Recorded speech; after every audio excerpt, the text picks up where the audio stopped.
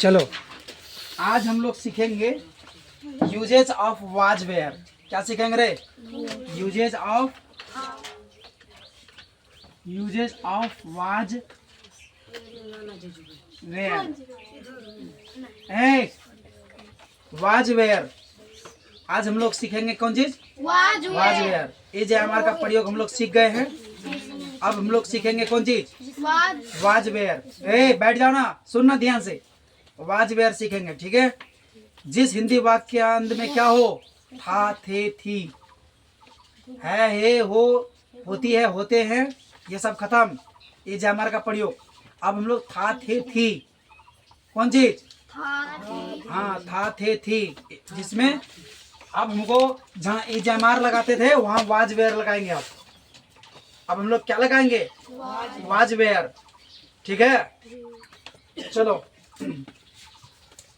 हम लोग तो ये जानते ही हैं कि आई मने क्या होता है, यू मने क्या होता है, ये सब जानते ही हैं। नहीं जानते हैं? लिखो आप।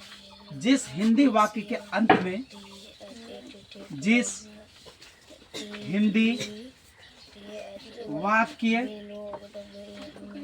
के अंत में है, जिस हिंदी वाक्य के अंत में था, थे, थी लगा रहे। कौन बोल रहा है रे? लगा रहे तो हम उसमें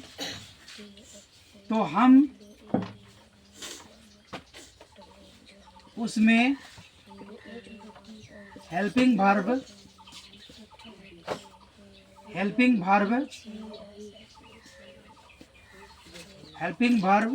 वाज वेयर का प्रयोग करेंगे। क्या करेंगे? सुनो रे। जिस हिंदी वाक्य के अंत में, इधर ध्यान दो बोर्ड की तरफ, जिस हिंदी वाक्य के अंत में था, थे, थी लगा रहे तो हम उसमें हेल्पिंग वर्ब वाज वेयर का प्रयोग करेंगे। पहले ईजेएमआर का प्रयोग करते थे, अब किसका प्रयोग होगा? वाज वेयर का। किसका? Was where. अब हम लोग ध्यान देंगे किसके साथ क्या लगता है ना। देखो सबसे पहले आई के साथ वाज लगता है, यू के साथ वेयर लगता है। ध्यान दो, समझ में आया ना। नाम के साथ वाज लगता है, नाम के साथ वाज लगता है, ठीक है।